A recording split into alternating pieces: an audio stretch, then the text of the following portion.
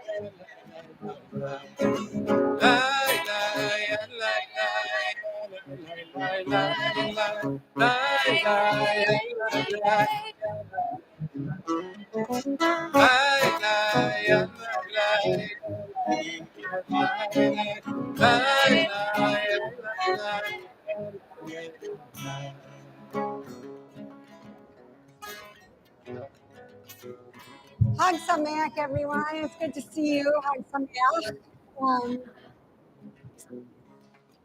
Yes. You like my shirt? Really good to be together. I'm going to invite you to just arrive into the space and into each other by greeting each other. So, some good to see you, some Hag Sameach, some good Shavuot to you. Please get a couple names. Let's go with three. Three names. Three new names. You might need to stand up. Three names of people you did not know their names before.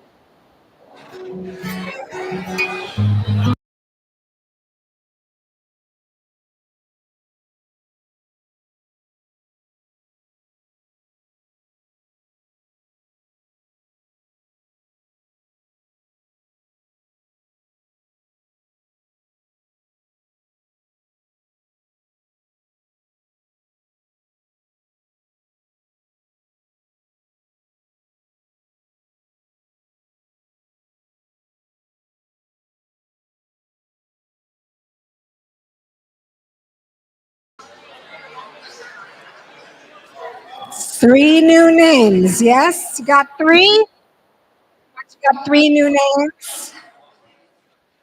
Seated. Three new names. You heard that right, David. Three new names. New names. Okay, let's get a little waterfall going. All right, I got to hear them. Count of three. Let's shout out those names of the people you just met. Let's go. Welcome, Adam, Walker, Shira, Jessica, Craig, David, Brian, Francie. Welcome, everyone. So glad you're here. So glad you're here. So it's Shavuot. Maybe some of our ancestors called it Shavuos. Some of my ancestors did, and I call it the like forgotten cousin of the. These are like three big holidays, right? Passover, Sukkot, and Shavuot. But it's a forgotten cousin because it happens like this time, summertime, and like either Jewish learning has gone out for the summer. It's just summertime. We're not always paying so close attention to this holiday, but it's a delicious one with dairy foods and honey foods. I know some of you were cooking matanaz, and there's more that she's going to share of the Persian dish that she was making. Can somebody remind me what it was called? Do you remember? Shemas. Thank you. And it's delicious, and it's delicious. Okay, okay. Yeah, Shemas. You guys just made some, yes? Awesome. Do you want to say something real quick about it?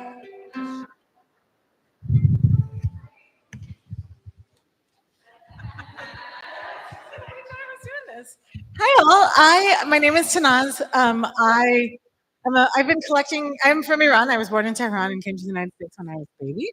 I've been collecting Iranian Jewish recipes. Some of you are hearing this for the third time tonight, from different regions in Iran, from like basically Jewish moms and grandmas from different regions of Iran for a long time. Um, there are a lot of dishes that I grew up with that most people who know Persian food don't know. And there are a lot of dishes that I don't even know because they are so tightly regional. What we're having tonight is ashamust, which is like a yogurt base. It's like basically yogurt, herbs, and rice topped with caramelized onions and mint oil. It's a dish served cold. We actually usually have it as part of the Passover break fast. It's not traditionally a Shavuot meal, but it works perfectly as a dairy meal. We do have rice pudding. That's one that we often do for Shavuot, and maybe we'll do that in future years. But yeah, come and try it. That's it. Thanks. We're going to be using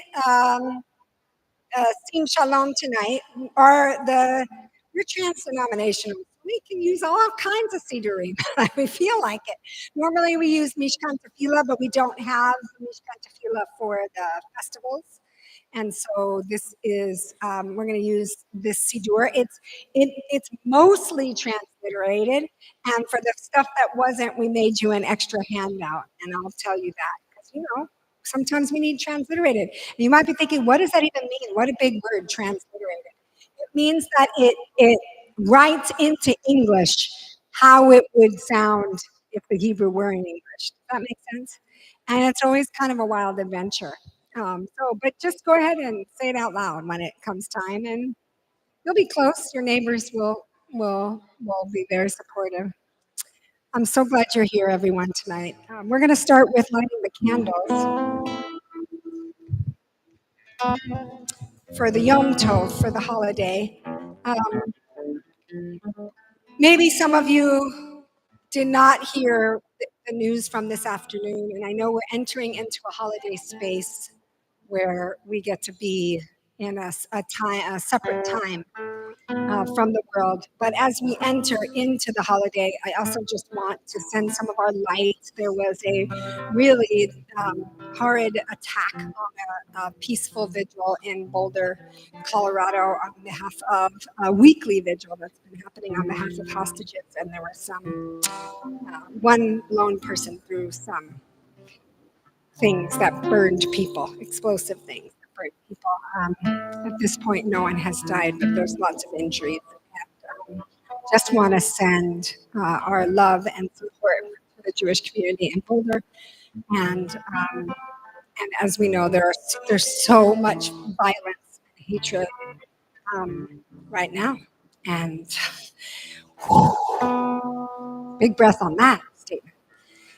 All over this country, all over our world. So we're just going to start with sending some of this light to Boulder, and then we'll spread it out. And I know I didn't ask you all to do this, but you two have family in Boulder. So I wondered if you could light these candles for us. Patricia and Jeffrey, thank you. and it's Shel Yom Tov. And Sally will lead us in the blessing.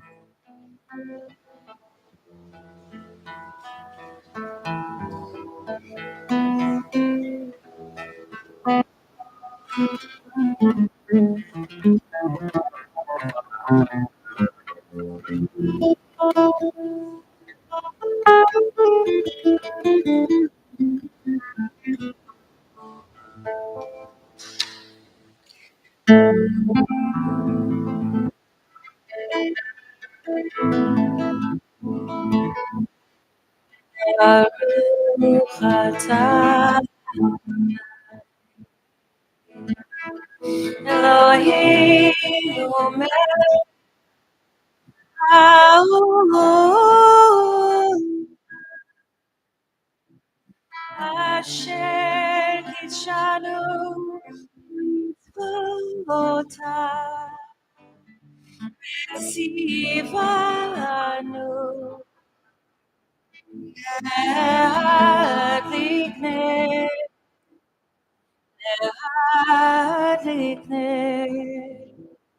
של יום.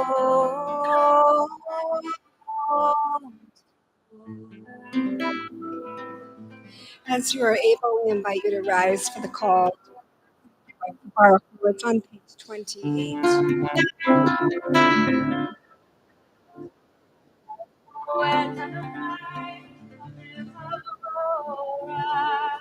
ברוך אדוני מבורך.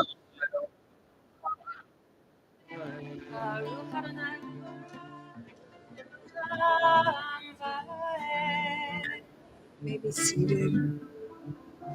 Continue on that page. Baruch atah Adonai Eloheinu melech haolam asher bidbaro ma'aleinu aravim.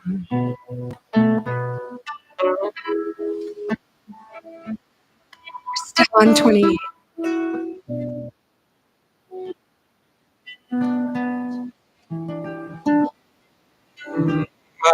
ביום ומדי ובין יום ובין לאדוני וקיים תמיד יום עלינו לעולם. ברוך אתה אדוני.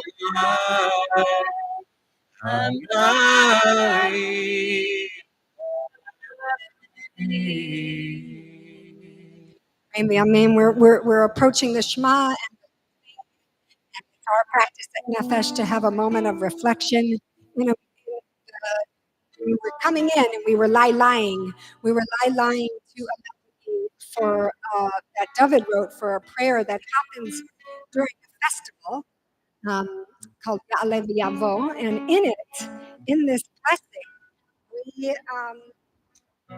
God and God of our ancestors, it said, may reach, may be favored, may be heard and considered and remembered. And then what we're asking for, it says something specific about each holiday. We name each holiday. And we say, name this festival day be for Latova, Lachain, Chesed, Rachim, Lachaim, U'Lashalom. May it be for good, for grace, for kindness, for compassion, for life, and for peace. So I'm going to say that list one more time. And I want to invite you to we're going to slow down in that list of windows. And I want you to just close your eyes and see if some sort of image can come up for each one. Perhaps it's something you've already experienced, active, the kindness in your life, or one that you can imagine. So here's the list again. Tova, goodness. Can we imagine for goodness?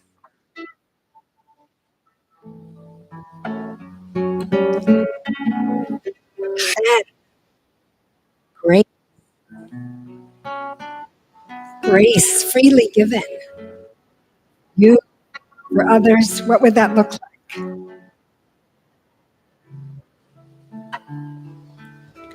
Chesed, loving kindness,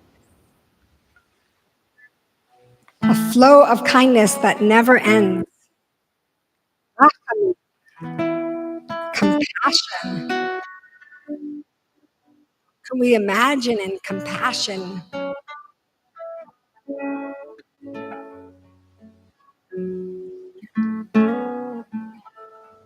whole groups of people, for one particular person we have a really hard time having compassion for?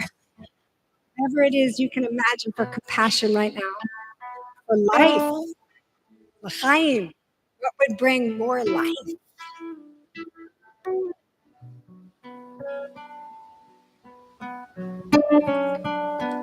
For shalom. Shalom means wholeness, peace. What would bring more wholeness to somebody you know, to yourself?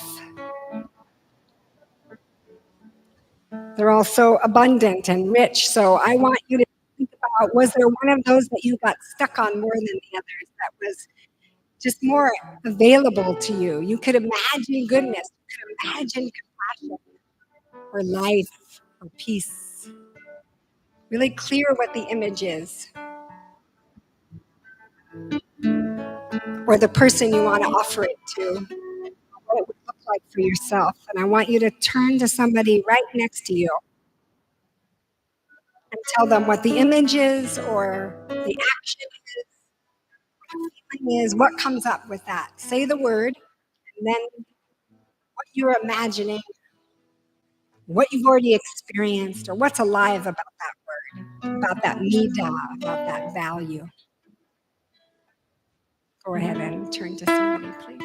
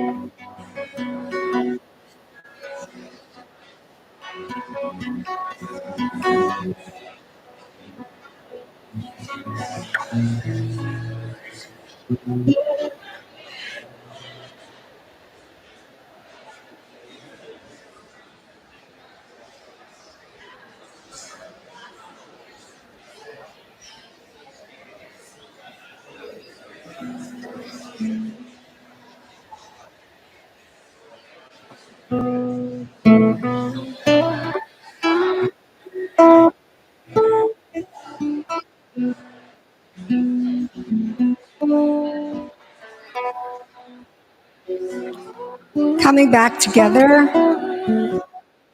appreciate your partner. We're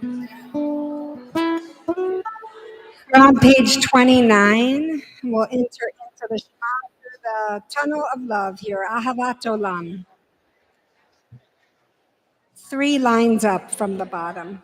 Ahavat Olam, Yisrael.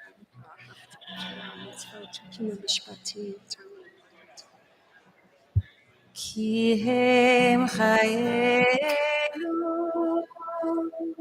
לאור ימינו ובהם נראה יומם ולילה אהבתך אל תסיר ממנו לעולם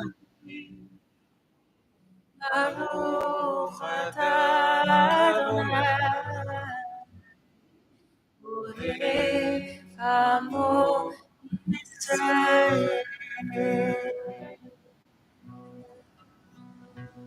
And to the Shema now, one breath, one breath in, one down, and breath in. Shema.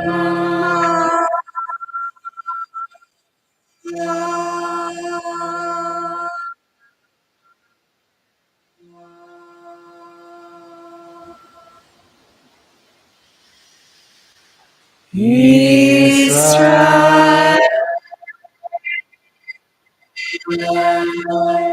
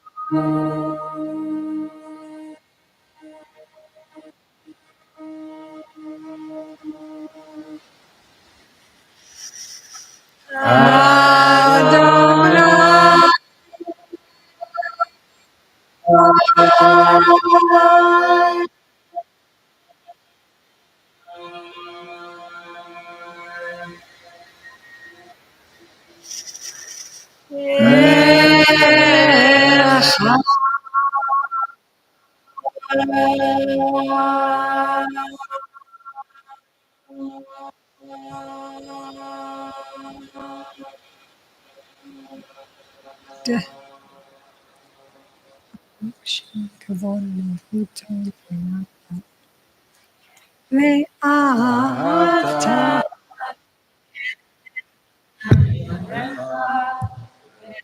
30 and 30.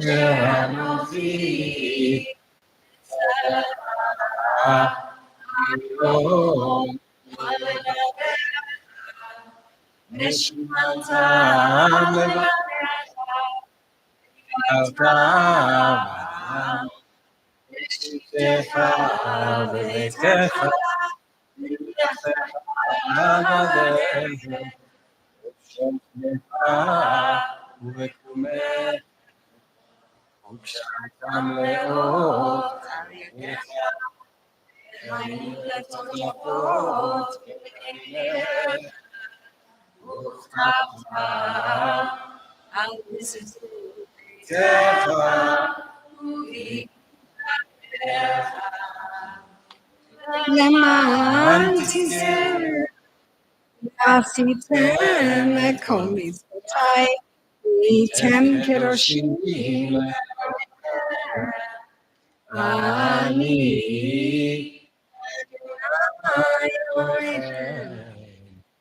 אשר הוצאתי אתכם מארץ מצרים, להיות להם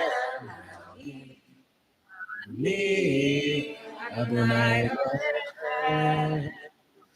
and met. Beautiful. We continue with some courageous Kamochaim on some page in some book somewhere. But we're just singing for each other and I give each other what we need right now. Page number. Okay. 2. Thank you. That's the chorus. The rest of it, it'll just like come instantly through your body, or like you'll hear your neighbor and then you like sing what they say. Pretty much. Because we do have song sheets, but I'm not sure. Just too many pieces of paper. So here we go.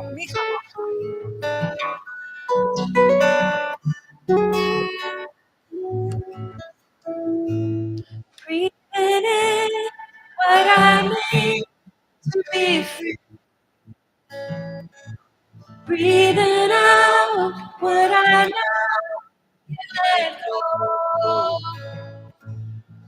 in what I need to be free.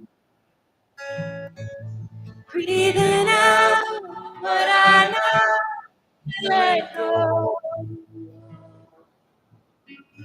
Courage, you're the only one. Courage, walking in the sun.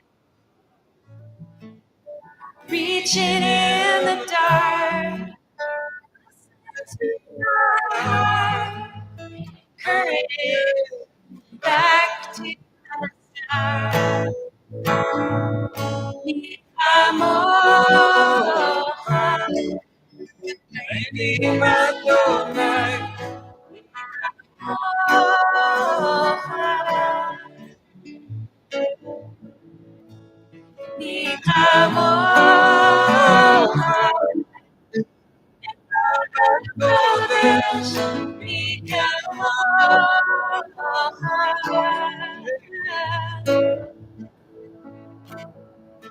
courage,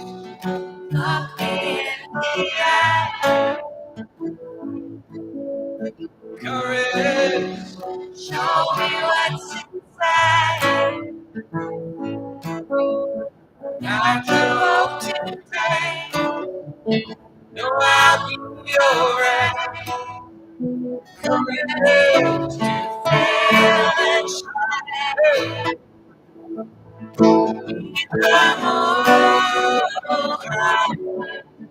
Elohim Adonai,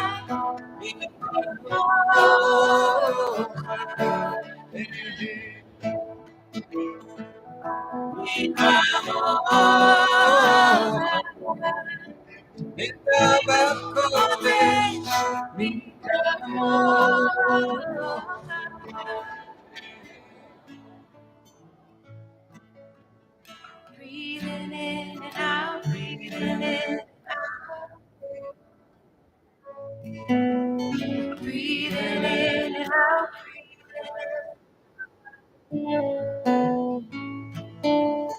breathing in and out, breathing in, breathing in and out, breathing in.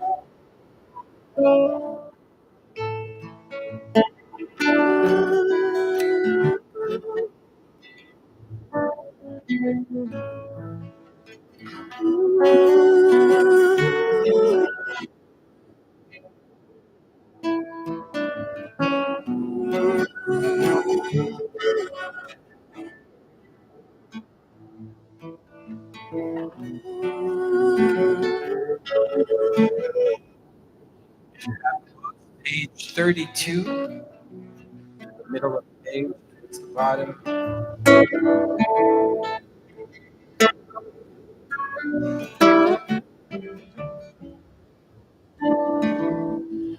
מלכות עליך, בוקר למשה ומרים. זה אנו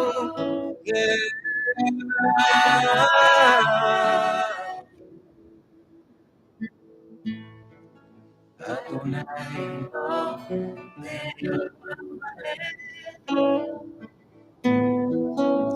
אדוני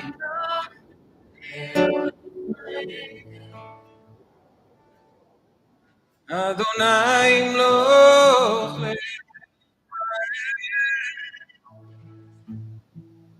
אדוני ימלוך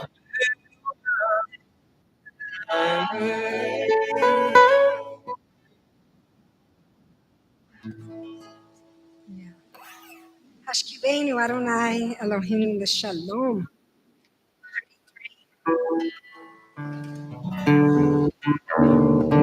Okay. Big turn down, all the way down. Hand up. Turn down.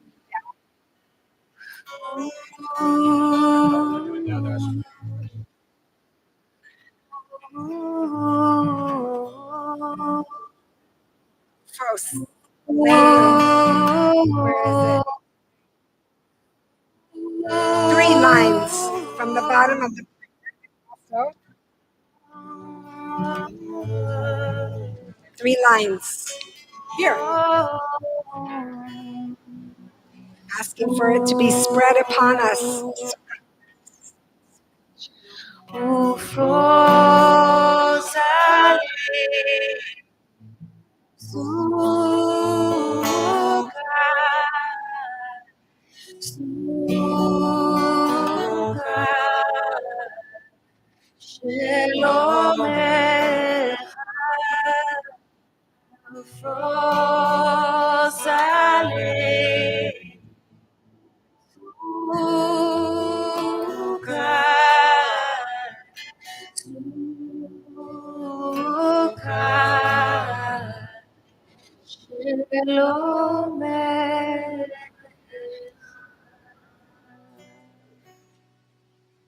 As you are able, we want to invite you to rise for the standing prayer. It's why we are using this particular book, because it has festival prayers that we spoke about, and we will take the time that you need. It's nighttime, so do it at your own pace and on your own. It's 35B, and just to know that the prayers of the prayer book are here, but importantly, so are the prayers of your heart. 41. It's not 35B. No, 41. This is Rabbi Joshua Grader, this is your community's prayer book, so you've done this one a lot. Yes, here it is, Festival Mariv. Thank you. B, because B means matriarchs in this book. A is without them, and B is okay, so please take the time to do the prayers of your heart tonight, whatever those are. And when you are completing the prayers, you may be seated, and it's fine if you are taking longer than you ever take as long as you need. And we will come out singing together the Yavo prayer that is part of this.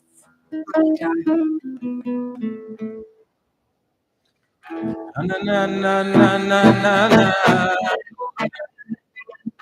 Na na na na na na na sada. Na na na na na na na. Ofi agi de la derama. Na na na na na na na na. Na na na na na na na sada. Na na na na na na na. Ofi agi de la derama. Na na na na na na na na na na na sada. Na na na na na Ofi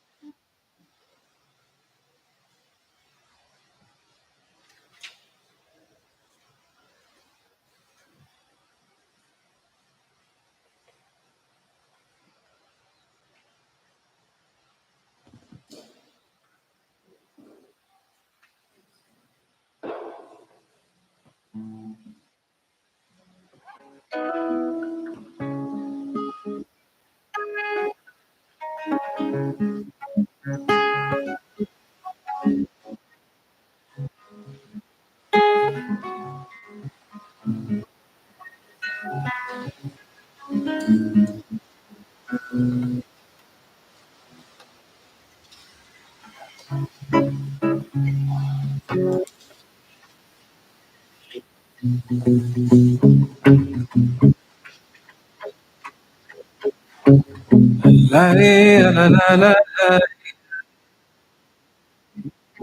La la la la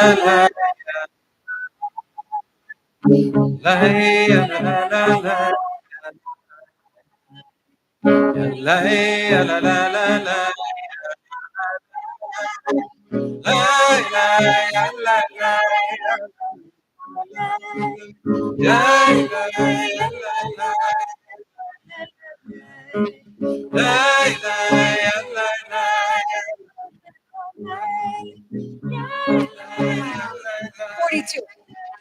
Page 32. 42. Page 42. We're going to add the, in this book it just says Avotenu. We're going to add Imotenu as well. At the bottom. So don't get confused. There's a couple of extra words. Whenever you hear the word Ima, Eloheinu Imotenu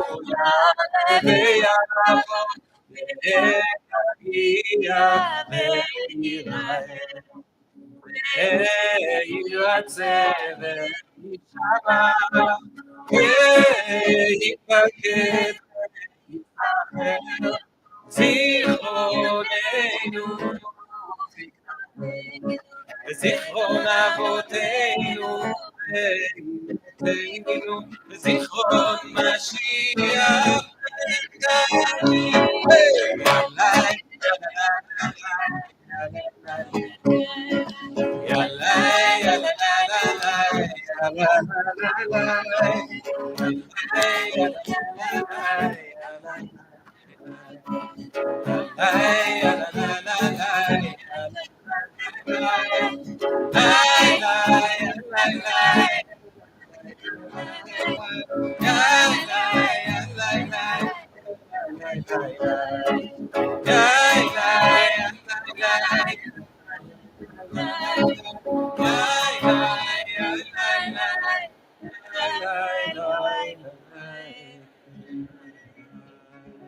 Beautiful. As you are able, we are going to conclude the service with Kaddish. So if you are able to rise physically, spiritually, we're continuing on the page. Don't have to use a book that you don't usually use. 51.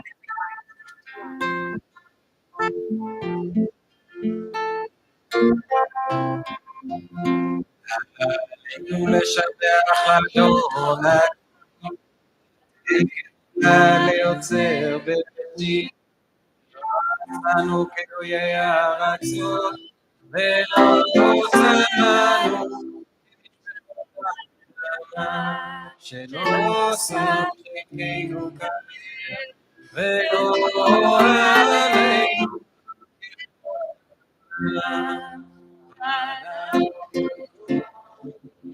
ומשתחווים לפני מלך הקדוש ברוך הוא שמו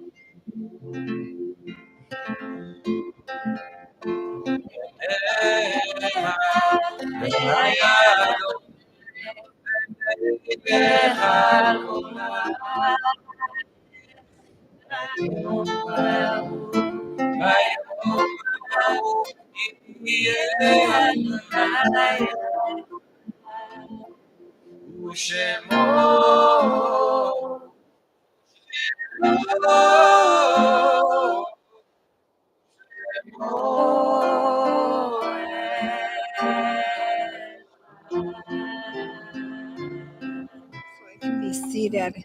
So in a moment, we'll conclude with the Kaddish prayer, and then we will go into the evening of study and learning together. And I want to just share that this tradition, this tradition of studying at nighttime, has a couple of different origins, right? We said in just now in this prayer, Ya'aleh v'Yavo, that this holiday is the holiday, the Zman Natan, the time in which our Torah was given. So we mark that we have been given a wisdom book, our sacred wisdom book. And so we study it. Like, well, if we're given it, if this marks giving it, let's study together. So it's a holiday of studying all night. There was also a story about how the people weren't ready. That happened. Maybe overslept. It was, a lot had been going on in the wilderness, leaving Mitzrayim, a narrow place, and traveling, and then it was another big moment, and maybe they weren't ready. So the idea is that we're doing a tikkun, a healing for what happened then by staying up and studying all night and saying we are going to be ready for the receiving of the kind of wisdom that we need for the times that we're living in right now. It can feel very overwhelming and very much like we just want to be like, woo, just shut it out, just shut down, shut it out. And part of what this night is telling us is actually, no, we're not going to do that. We've never done that as a people. We're going to get even more awake. In fact, we're going to wake up more fully, stay up all night, and study and draw from our ancestors wisdom that we need for this moment, all the while also doing some healing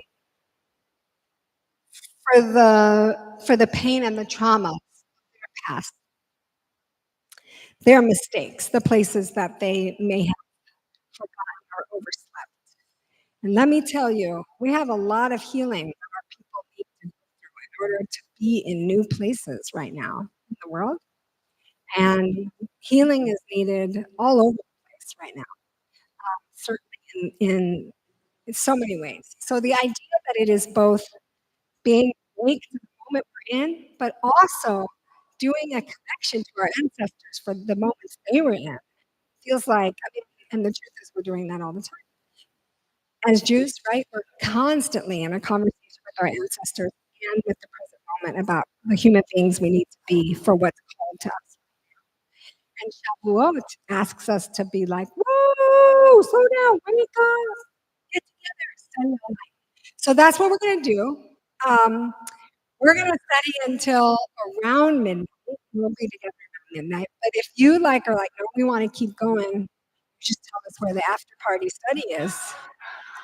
We will walk to your house. And so there's going to be a lot of beautiful things happening. So right after this, there'll be a panel. We have some really just with such it's with such I feel such a kavod, such honor to the people who are joining us for the panel.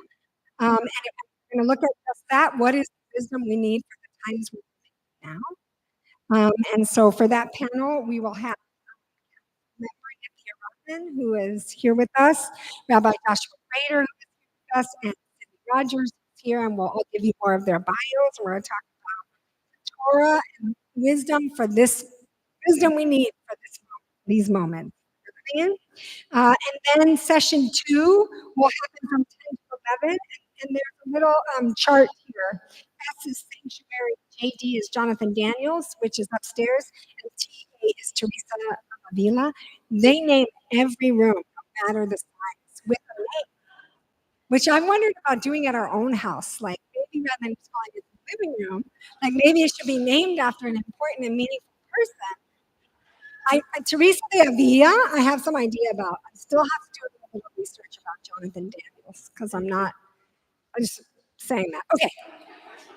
I would like to know more because this is where we live and we're in that room all the time and I want to know who Jonathan Daniels was. So in that one, it'll be Sanctuary. Sally and Deborah will be moving us through singing through the struggle, strength, healing, and joy through song. We'll be in here. And then there's a new title for the study with Tikkun organizer Sasha Perry, which is, I'm going to get this right, when humans gave birth to ravens. Okay? and expanding who is included when we say "B'Tselem Elohim," made in the image of God. And then creativity as a portal to revelation with learning and art making with Jewish Studio Project. The folks at the Jewish Studio Project here right now? No, okay, coming later. Okay, and then session 3, with Rabbi Aaron Levin, monster theology. How can the monsters of the Hebrew Bible help us navigate a scarier world? Right there. Then we'll have a sound bath at that same time, sound bath with Craig and Leah. And then the creativity as a portal to revelation will continue with the Jewish Studio Project folks. Okay? And then it says drinks, nosh, and jams all night long. That's what I've been told. You want to do everything. Isn't that the thing? Yeah. Chase. Okay, so we're gonna end our service now with a Warner's Kaddish, and we'll take a little stretch break as we refigure the room, and then the stretch break won't be too long, and then we'll go into the panel. I don't know about you, but man, it's already 8:45. Feels like we've been all together all night long. Okay, I could go a little later. I could go till like 11. I'm gonna go to midnight. I'm gonna do it. That T 12:15. Excuse me, 12:15, and then the after party, which will be announced. Okay, so we're gonna invite folks to say Kaddish who are in the first year of mourning the loss of a loved one, or for whom it's a yurt site, meaning there is a death that has happened this week in past years. It's an anniversary of a death. And if that is true for you and you're comfortable, we will invite you now to come forward and make a circle of mourners to say Kaddish.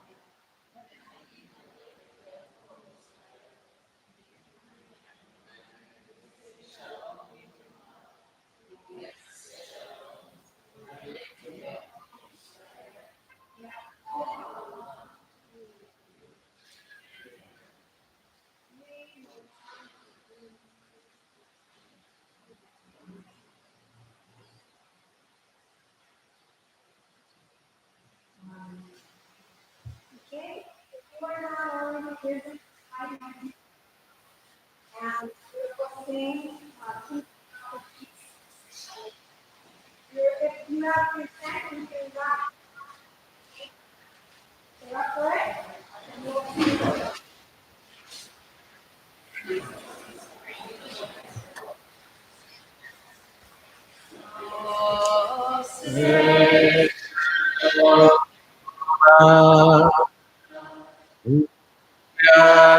Shalom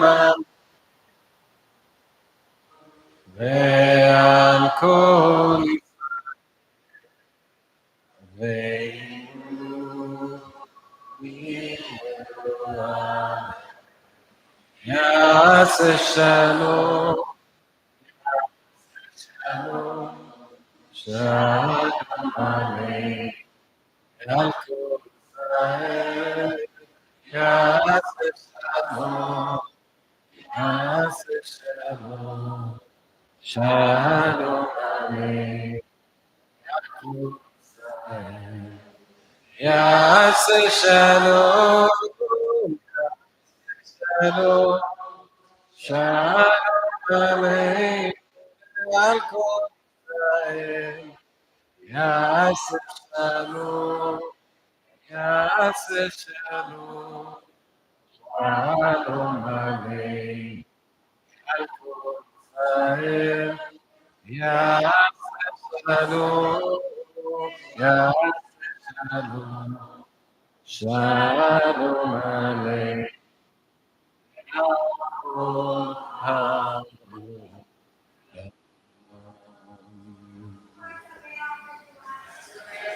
We're going to do a kiddush for the festival right here. So here comes some grape juice coming at you.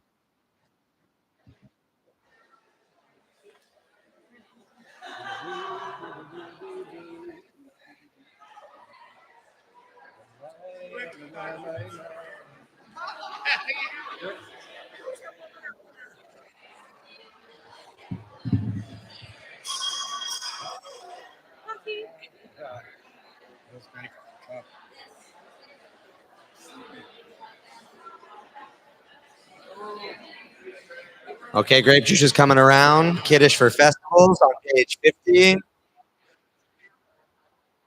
Sabri Chavarai, Baruch atah Adonai Eloheinu melech haolam, borei peri hagafen.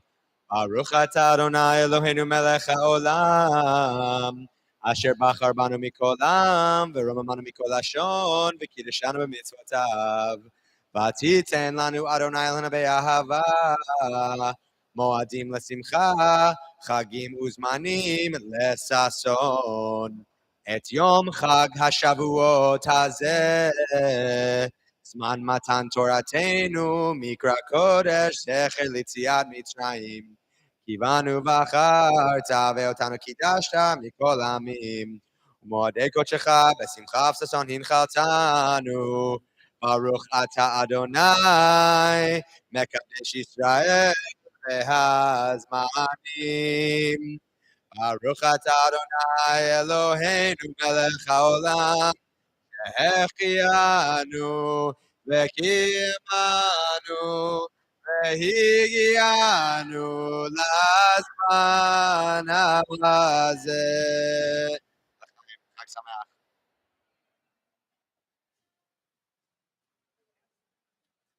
Challah might be coming around, and if it's not, we've got a whole spread outside. So as we say motzi, we'll leave this room to get it ready for the next session and go nosh on some good desserts. So birshut, Baruch atah Adonai Eloheinu melech haolam, hamotzi lechem min haaretz. Amen. B'te'avon, go have some dessert. Go get some coffee. Bagels, Barekas, Blintzes. I needed another B. That was perfect. Bagels, Barekas, and Blintzes. So I can tell. Take 5, grab a little nosh, come back. 5 minutes. 10 minutes. I take that back. 10 minutes. It says 8:45. Right, that's what I said. 5 minutes. 5 minutes.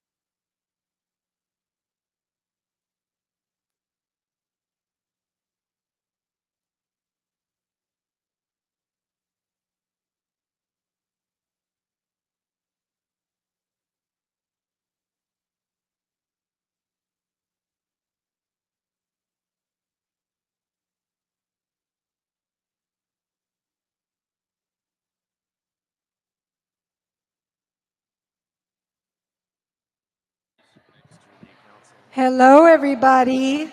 I know it's turn yourself away from the fun and the vegan tres leches. Check, check, check. Very loud. I'm going to have to send somebody outside to get everybody. We also need our third panel. Jordana, do you want to let everybody start? We're going to start.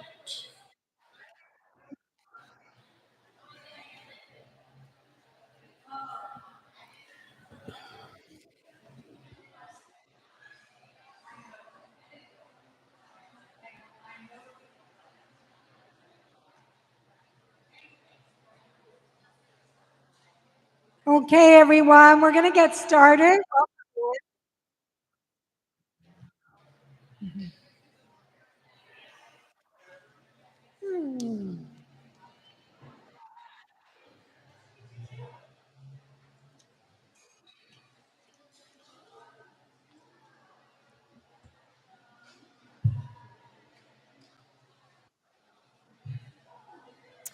We still actually need one.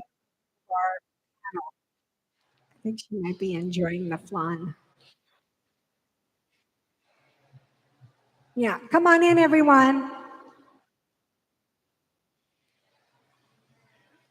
Coming, coming.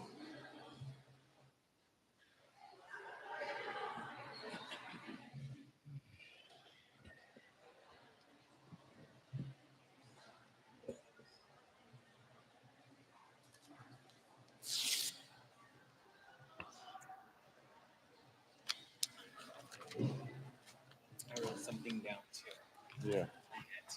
Yeah, no. I have notes. Well,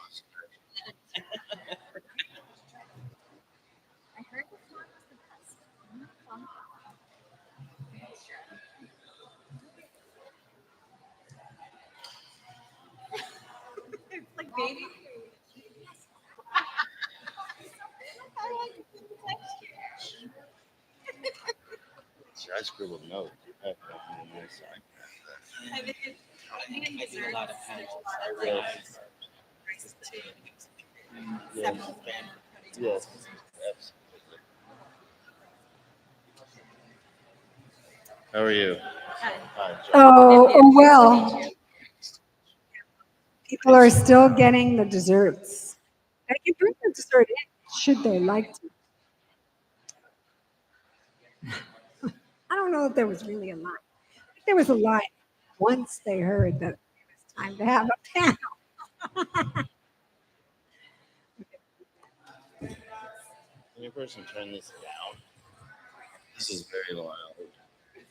Yes, I'm not sure where Noah is. I think.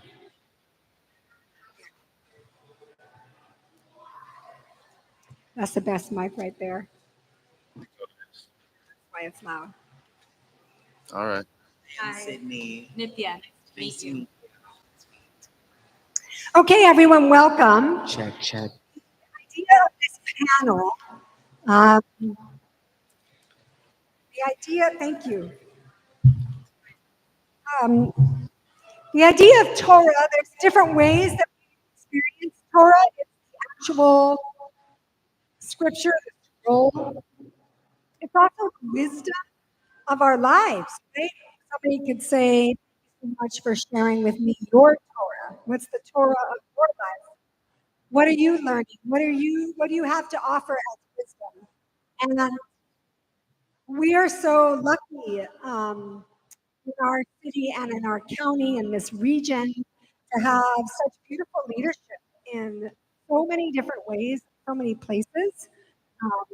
It would be uh, endless, endless panels of leaders, and I am so delighted that these three wonderful human beings agreed to sit with us today on this elevated holiday and to share with us some of the wisdom that they are using to approach this moment. So I'm going to introduce them.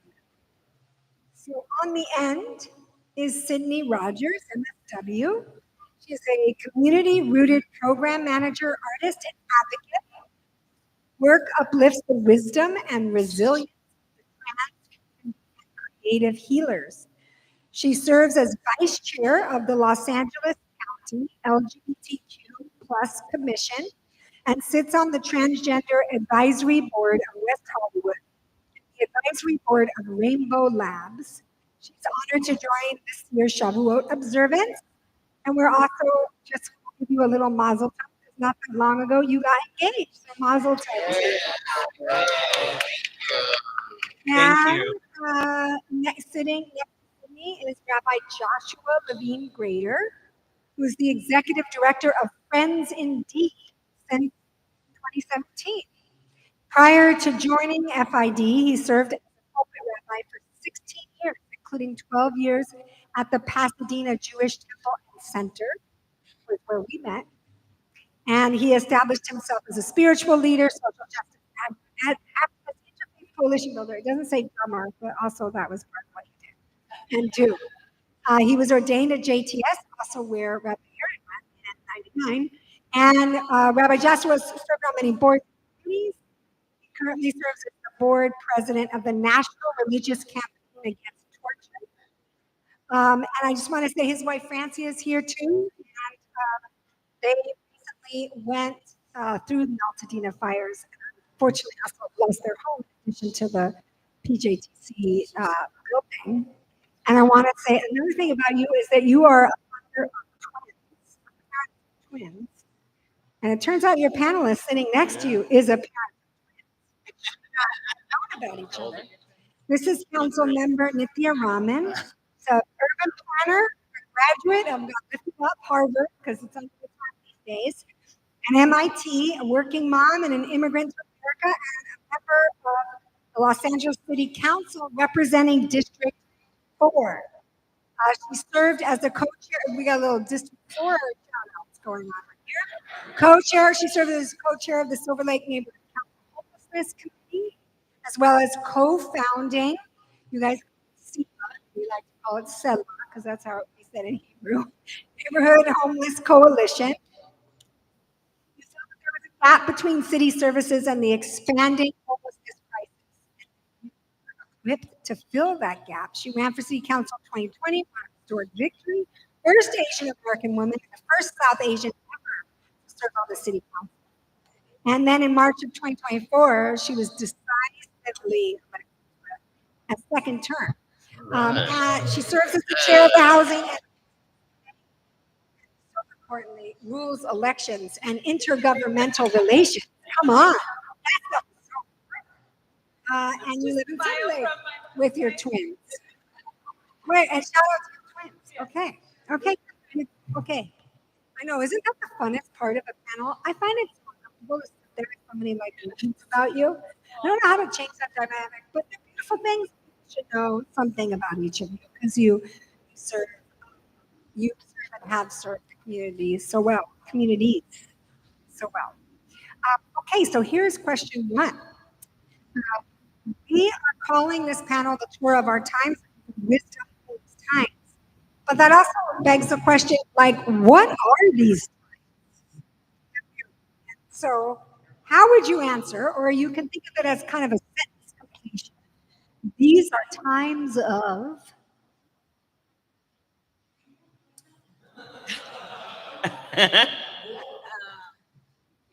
Well, can you guys hear me? Yes. Well, thank you. Thank you so much for having me. Let me see if I can just bring this right up to my face. To me, these are times of confusion because I think of I was thinking about the difference between when I was growing up, between the experience that my parents had when they were growing up, and the experience that my grandparents had when they were growing up, or what I heard about it. And I feel like the thing that I feel I struggle with today is how many different competing narratives there are and how many different competing voices there are for my attention. How many different ways I can explain the world around me that are offered to me either through news or through social media and through the fragmentation those voices that are giving narrative to our time, to our lives. And I feel overwhelmed and I feel lost. And so I feel like to me, this is a time of morality and doing the right thing has driven so much of what I have chosen to do with my life. And so sometimes I feel a real sense of moral confusion. Like, what is the right thing? Who is on the right side? What is the right side of this issue or that issue? And it's been really an overwhelming time for me.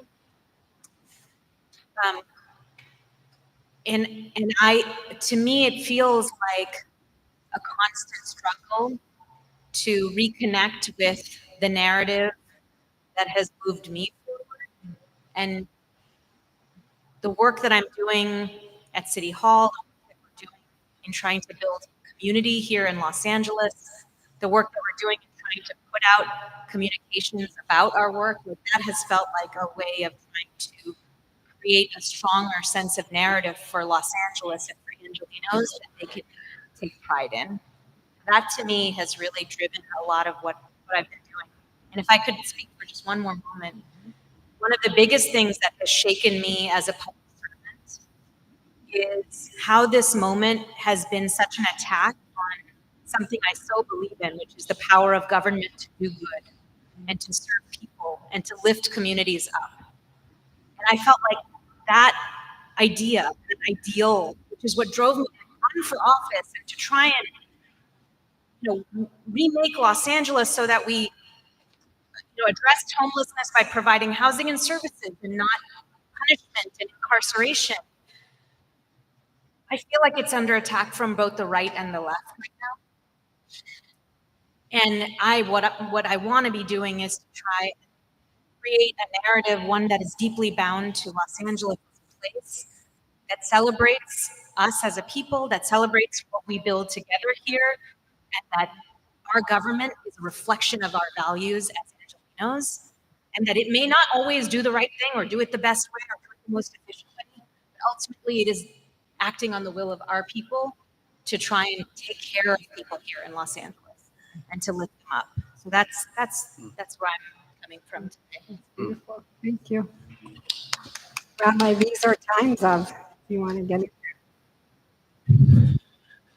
So this is really loud, people. I can hear myself. Being a rabbi, these are the times I have answers instead of just one.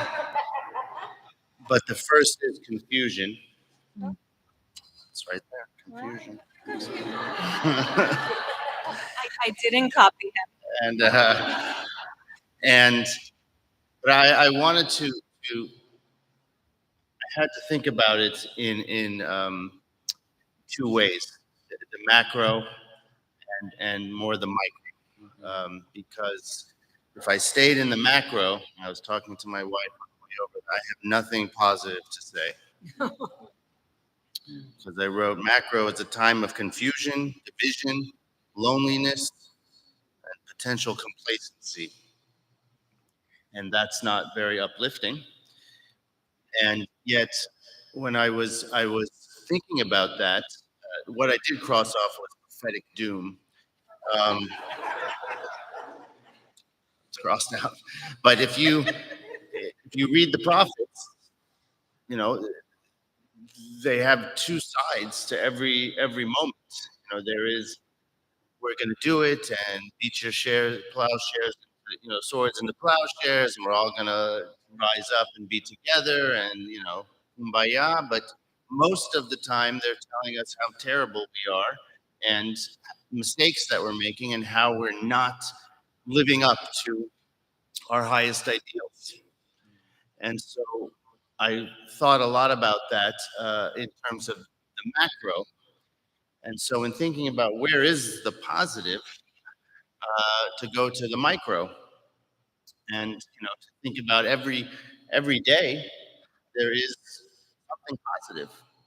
Children are born, people get married, people fall in love, people get work. And in the last 6 months, one of our kids got engaged, the other one just graduated college. So that's positive. And lastly, in the work that I do with folks experiencing homelessness and vulnerability, um, every day I see something positive. And these folks have really hard lives, and they come into our services and our space, and they just show gratitude and I say, how are you? Blessed. I'm just so blessed. Just blessed to be here today and blessed to be alive today. And that, a sense of can that overcome? Because I agree with you that it's pretty overwhelming. Can those moments and sparks overcome the macro? I think we can only hope that they do, and pray that they do. And there's a quote from Rabbi Heschel. He said, um, he said once that he is an eternal optimist against his better judgment. So I'm going to hold fast to that. Thank you, Cindy. Oh goodness, can everyone hear me okay? Yeah. First of all, thank you for having me be on this panel. It's an honor. Honor to be here. I do have to do a disclaimer that what I'm about to say does not speak for the commission or the advisory boards that I sit on. Always have to disclaim that. But I did have to write down what I was going to say to you all. To answer this question, I wrote down these are times of breaking and becoming. We are being broken open by truth, by grief, by a collective realization that the way things have been is not the way they have to be. These times feel like both the end of something and the birth of something else.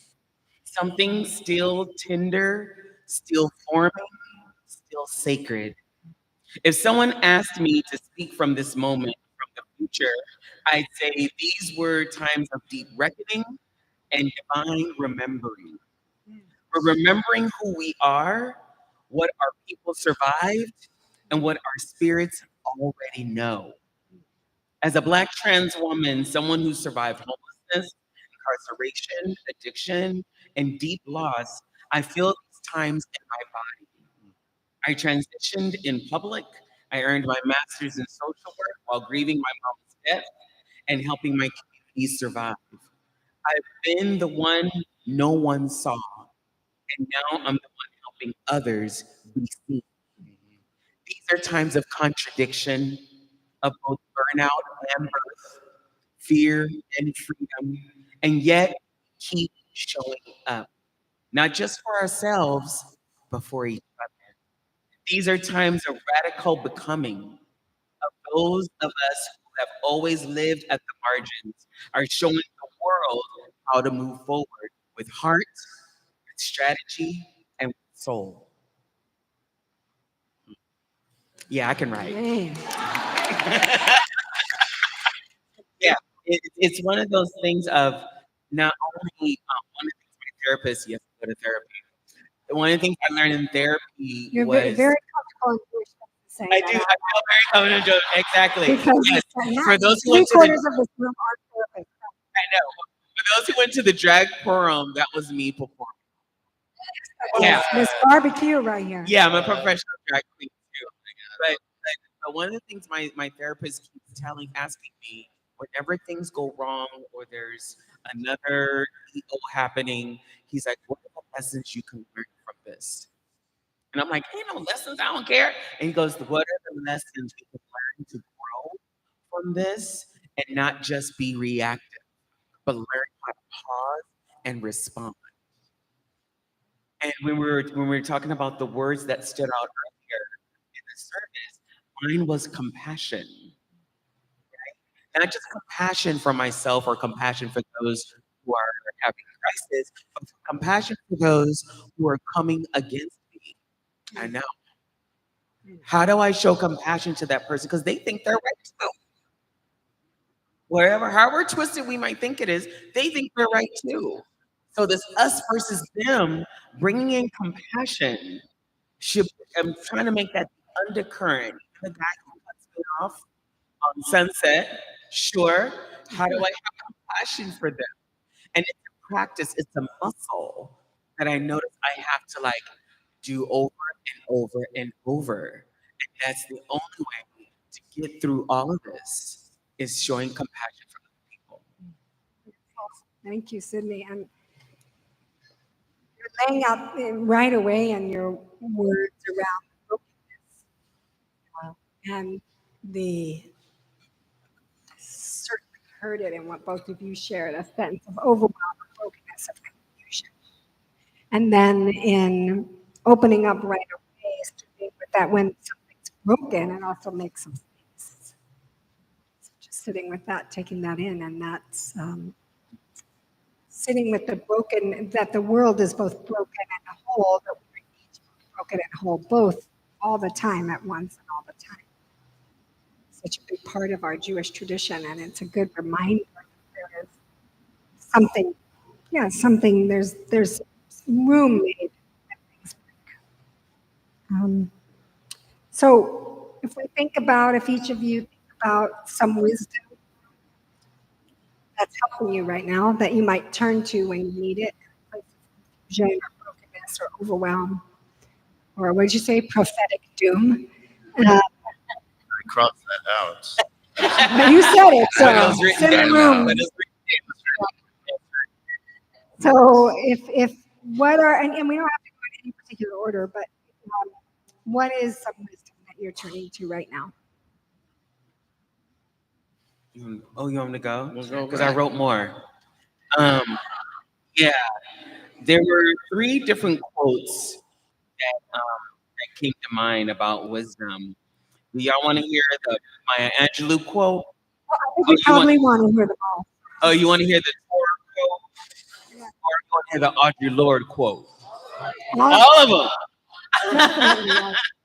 All right. So the Maya Angelou one, she's one of my favorites. She says, "You may not control all the events that happen to you, but you could decide not to be reduced by them." This quote carried me because I think about the times I've had to walk into rooms where I wasn't expected to speak, just survive, where my truth wasn't welcome and I had to make room for it anyway. I can't stop what happened to me, but I can't change that I was violated as a child, or that I had to live without stable housing, or that I lost my mother right as I was stepping into my purpose. But I can refuse to be reduced. I don't let my pain define me, but I do let it teach me. I let it guide me on how I show up for others. And I let it remind me that survival is.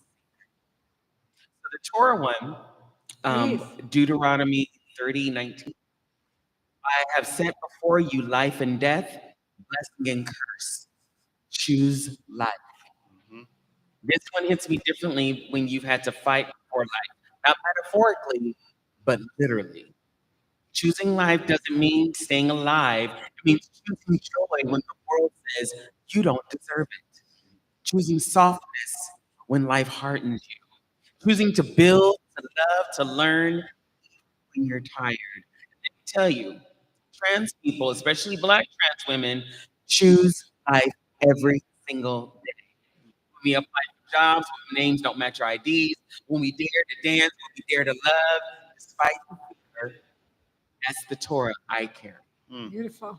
And then Audre Lorde says, caring for myself is not self-indulgence. It is self-preservation.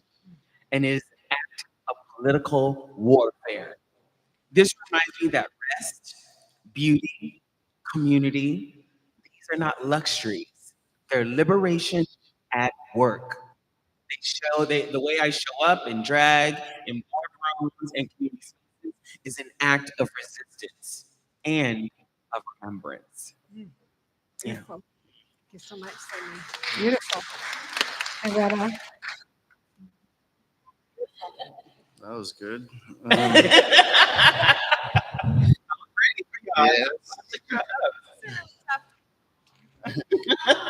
You want to go next?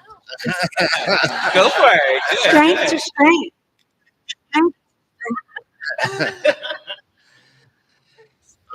So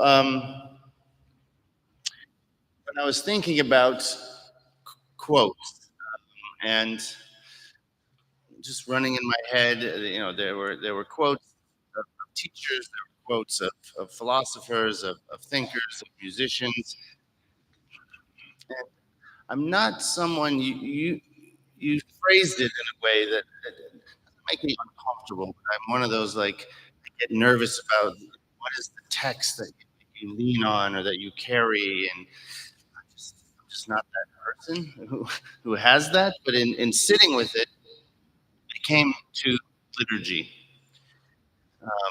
Because when I teach folks, especially who are joining, becoming Jews by choice, they ask what's the most important book they should get, and I say a siddur, a prayer book, because the prayer book it has everything you will need in terms of learning about Judaism. It has prayers, it has Torah, it has wisdom, it has writings, it has thoughts. And so I came back to thinking like, okay, there are a few that I do lean on. So I chose also three. In the very beginning of how many do you have? I mean, yours are no. I'm just impressed. I haven't even said what my three are, but okay. Oh, she can see them. Okay. That's impressive because three of them are written in Hebrew. So um, the first is in the very beginning of the Siddur, the prayer book, a line that I really think could be all we say in the whole service. It says, "Ma nachnu mechayenu ma kochenu." Literally just asking, like, what is our life? What is our life? What is our strength? Who are we? Is essentially the question. And for me, it's setting up humility and thinking about being humble and thinking about going back to the macro. How are we going to solve these problems? The idea that of this asking this every morning. What is my purpose? What is my life about? What is it? This prayer is about setting the intention.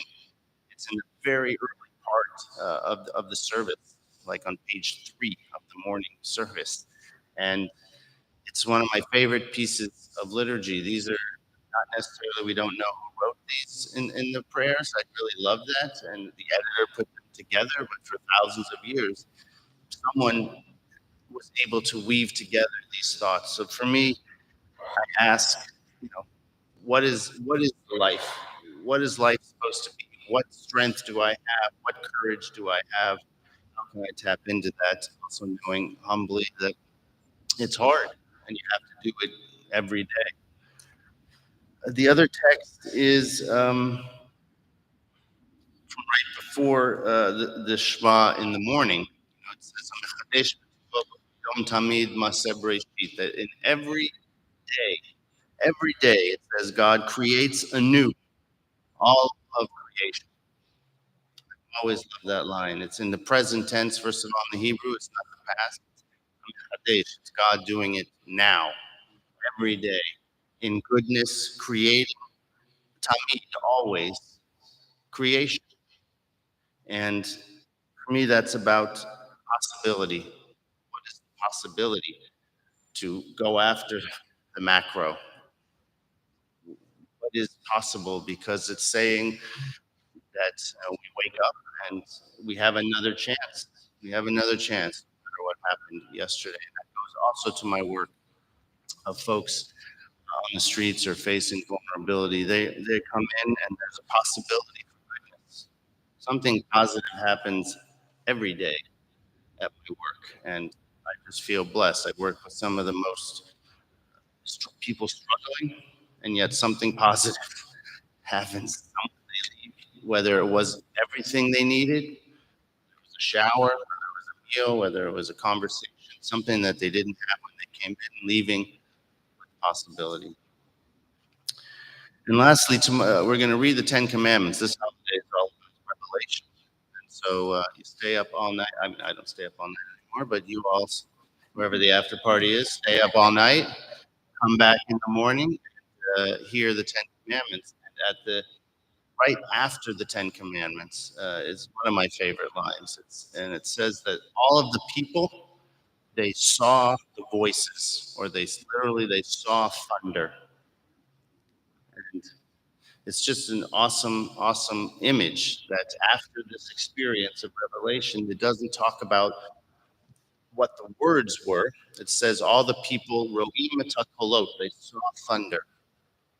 Rabbi Aryeh Kaplan, blessed memory, said that's the experience of synesthesia, where your senses do things that they don't normally do. And so try to see reality from an alternate perspective.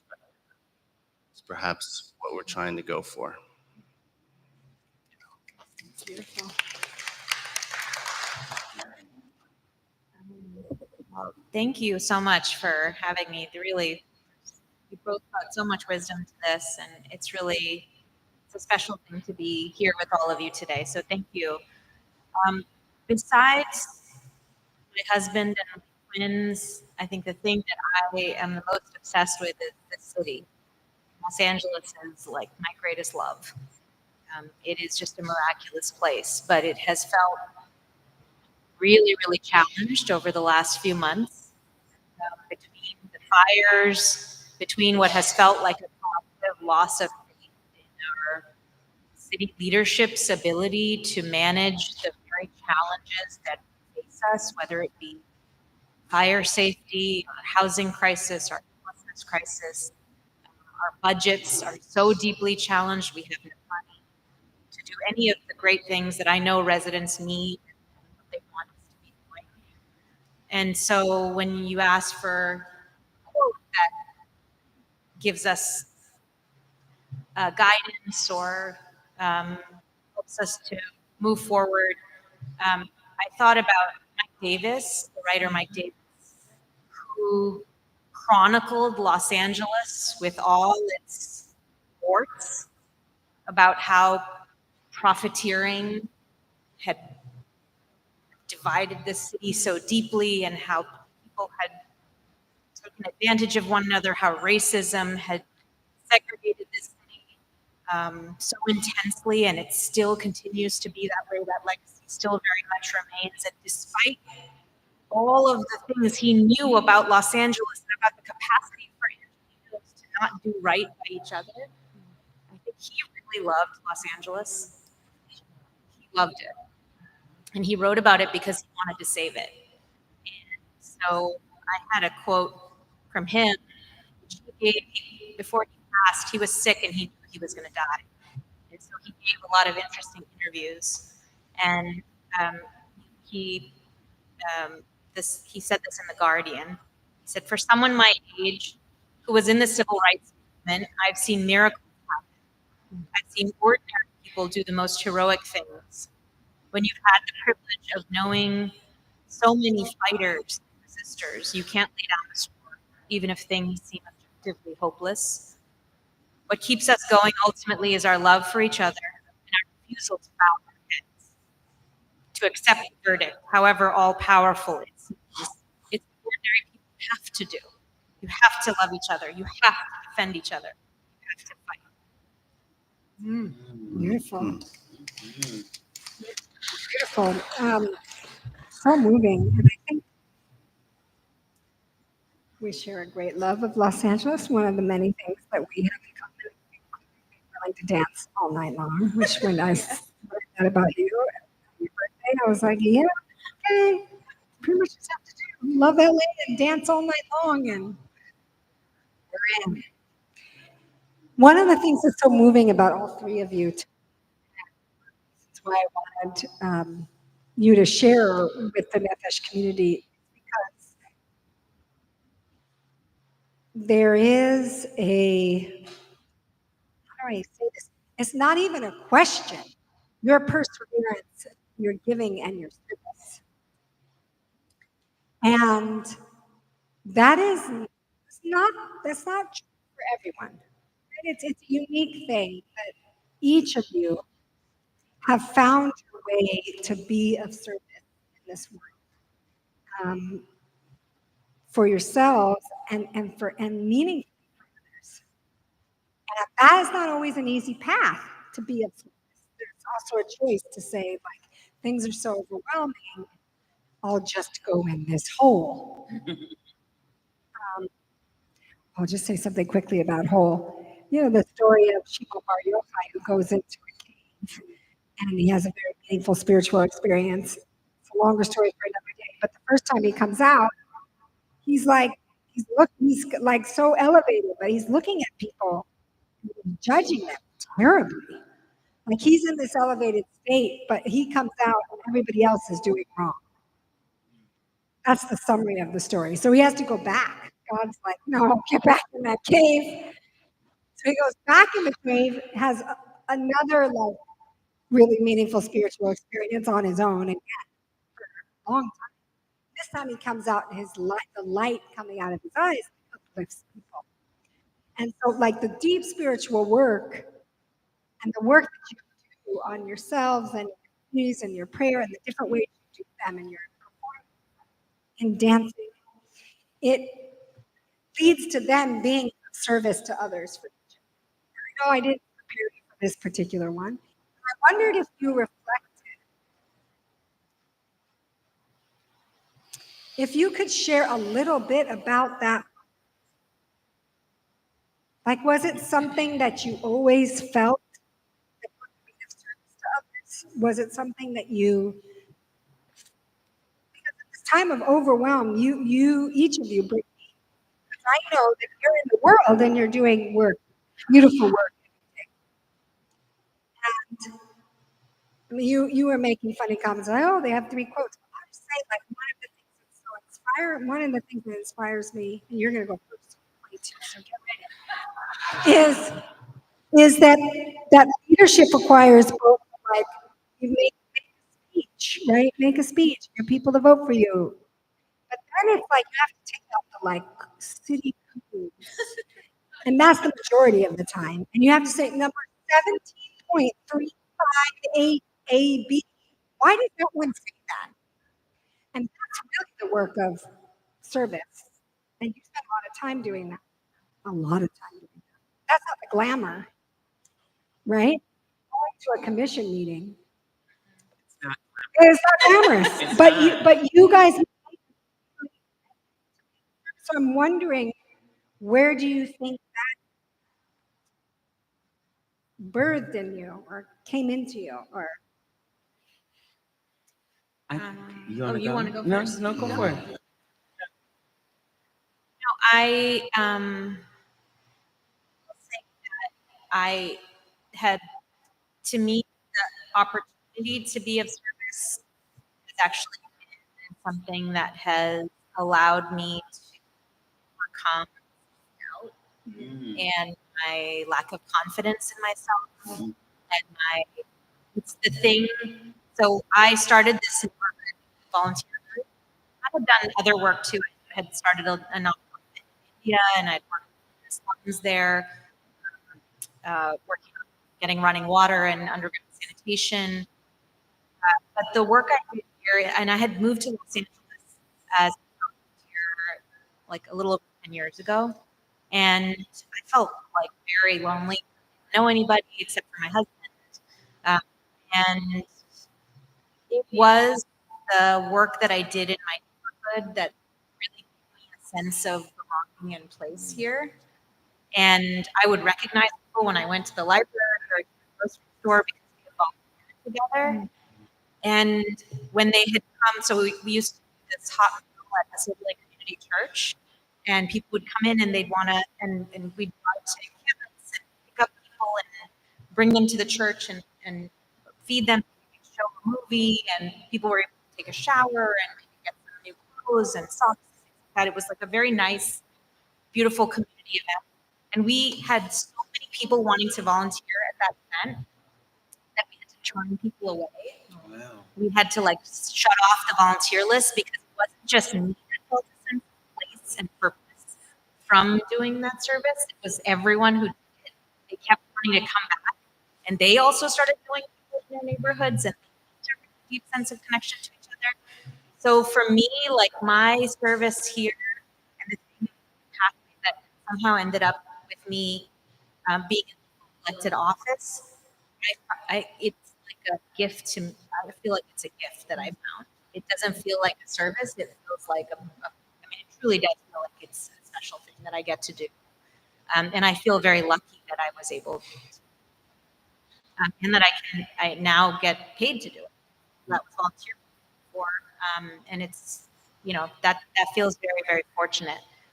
And I hope that we can create good jobs for public servants and good jobs for people in nonprofits, and that they get paid living wages to do that work, because it is good, meaningful work, and you should get paid to do it, and you should be able to give back to your community.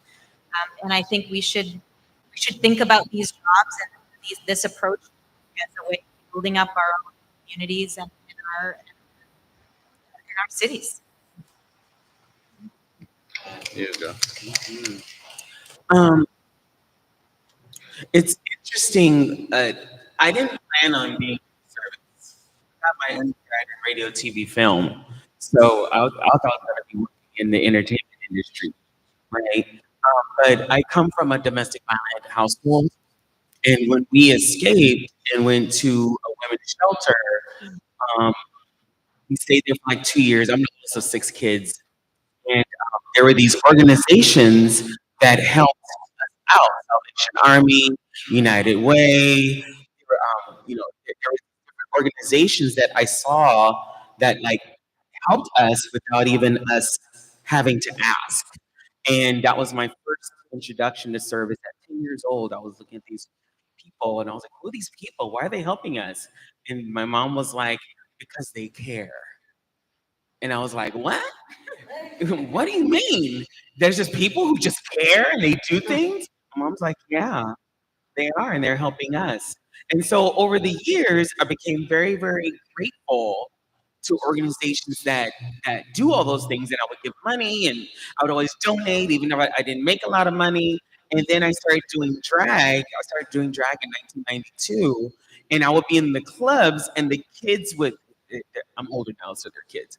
The kids would go, I got kicked out for being queer, or I haven't eaten today, or I have nowhere to sleep. And I would be literally in the club having a full-on consultation about where are you going to sleep tonight? What are you going to do? Here's my tips. Go buy some food. I would totally be doing that. And I got asked to perform at benefits, and I would always say yes, because I thought about the Salvation Army and United Way and how they gave without even blinking. So when someone would ask me to perform for benefits, I would go yes, always. And then when I went back to school during COVID to get my master's, I thought social work, because I was doing all that kind of work already as a drag queen. I was basically a drag queen social worker, right? Where I was working in communities. I've been working in community for 25 years, and I always would give and always would sit down and always would make everyone who came across me feel like they were the only person in the room. And I realized that was a gift. And there was a time when I was homeless and in my addiction. I'm 11 years sober now. Thank you. I worked hard for that.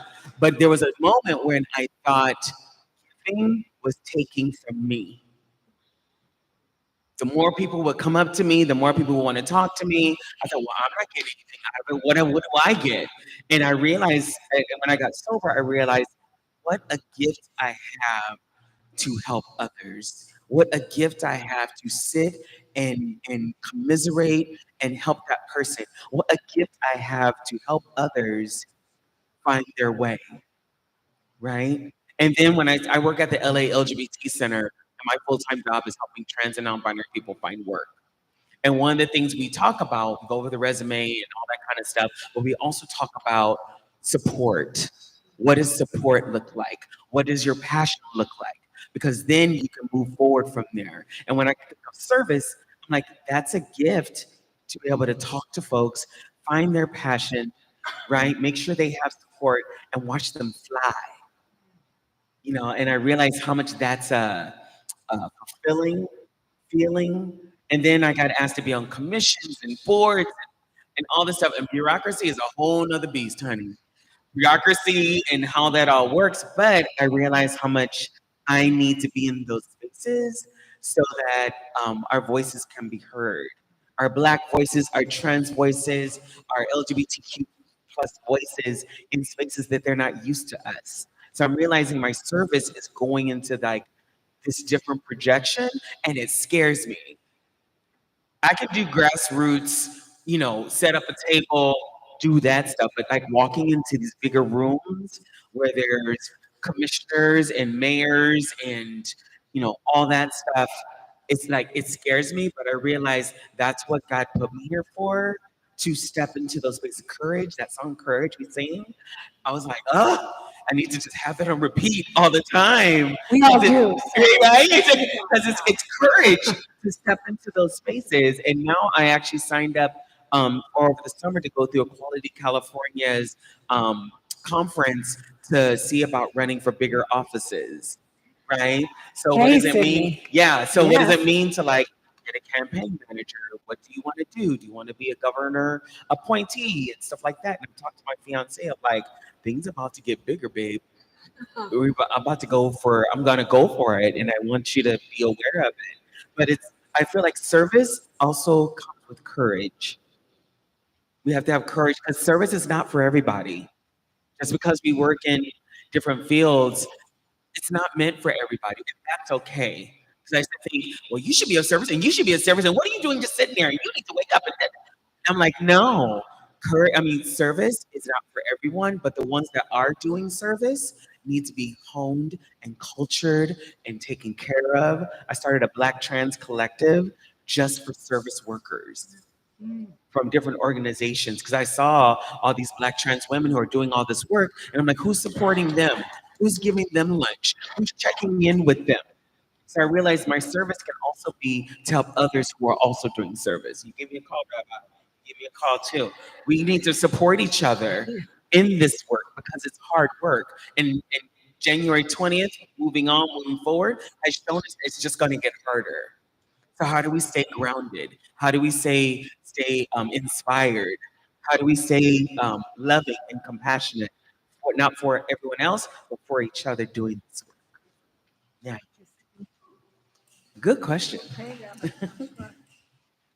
Do you have anything to say? Nothing? Else? Not about myself. I just want to applaud. You're already there, and you're going to go there. I hope and see you. But as someone who advocates in front of elected officials, and someone who's, uh, I'm like I play an elected official in my mind on TV.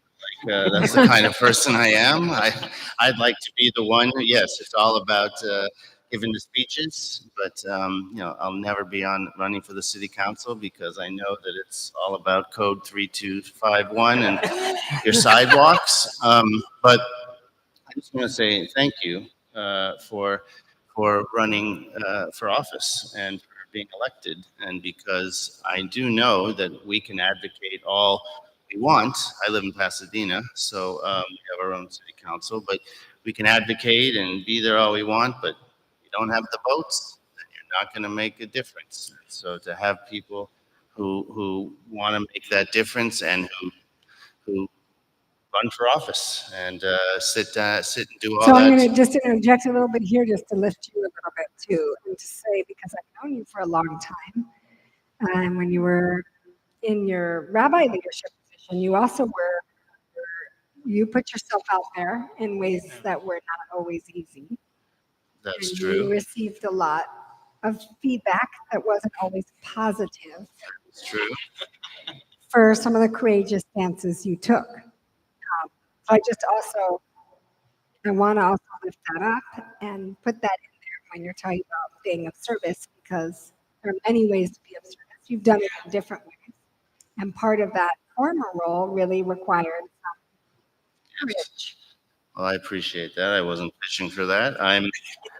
I'm just saying that to make a difference in our world, in the democracy, that you have to have, as we can see, the people who run for office are the ones who make the decisions. And so it's good to have, we need more good people, courageous people, thoughtful people who want to make the world a better place, not just for themselves or for their careers, but for the people who they serve. I'm honored to see you doing that. And so thank you. If you move to Pasadena, you can go on our city council. You have bigger work. I want to just ask everybody for a moment. We wrap up here. To part of the way that wisdom happens is that we articulate ourselves something that we heard or learned that we want to hold on to. So there was a lot just shared. So I want to ask you to reflect for a moment and think about one thing that you heard tonight.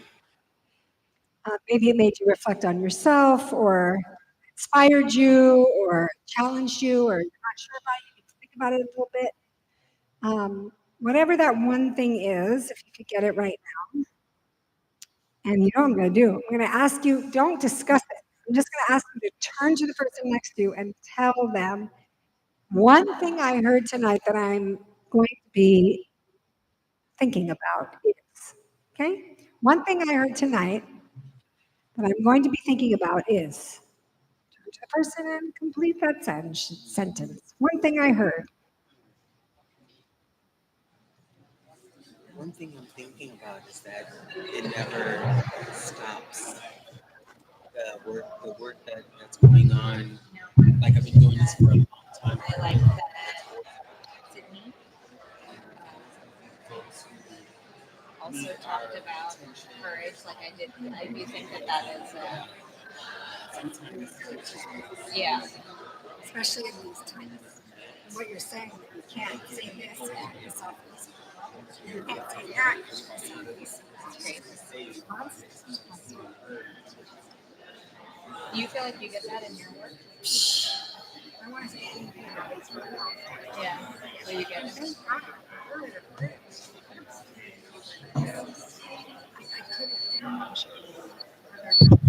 It's not up to us to finish. Stop trying. I love that. It's overquoted. Yeah. Yeah. Because it's easy to say.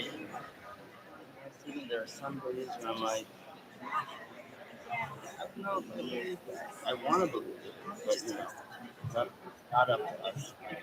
Like, stop trying. But I don't know. I feel sometimes it's cop out. It can be a cop out too. You should finish it. There are some things that you should finish. Yeah. Sometimes I feel like, oh, I will get our best. Work. Try my hardest. Help.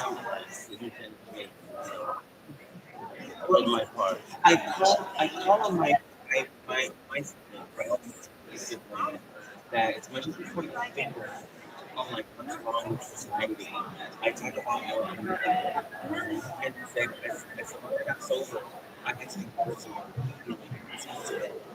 That it's not all society's fault that I was homeless.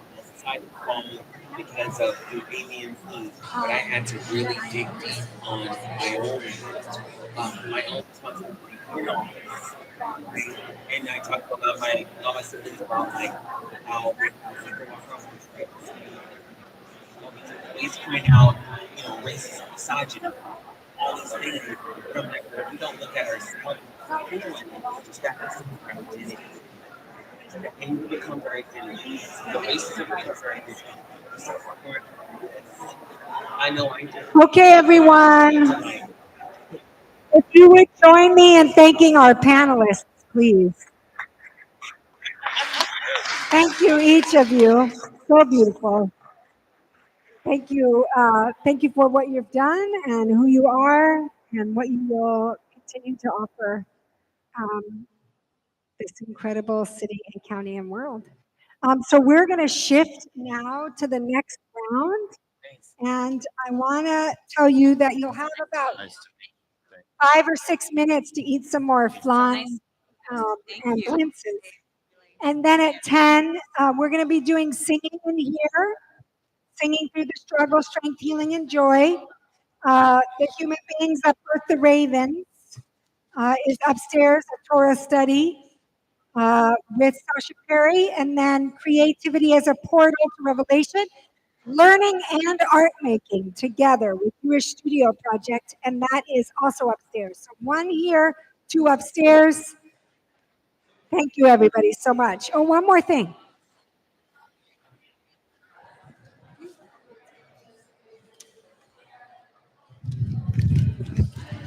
Hi, friend. Oh my God. Sorry. So sorry. Hag Sameach. I just wanted to also let you know that in the Great Hall, which is the big room across the way over there, there's a piece of art that we just turned on. It's called Krypton Heart.